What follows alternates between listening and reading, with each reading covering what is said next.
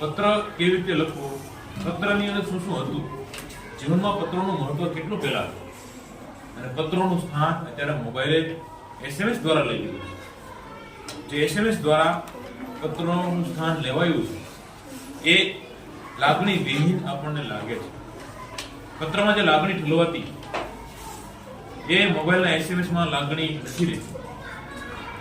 પત્રની અંદર દાદાજી જે સૂચના આપે, જે સલાહ આપે, એ સલાહ વિદ્યાર્થીના એના પત્રના જીવન પર્યંત એના કામ આવે એવી એક સલાહ છે. પ્રવાસની વાત છે, કેવી રીતે રહેવું, કેવી રીતે એનું આખું તકેદારી રાખવી, જીવનના દરેક તબક્કે માર્ગદર્શન પત્રો દ્વારા મળી રહેતું.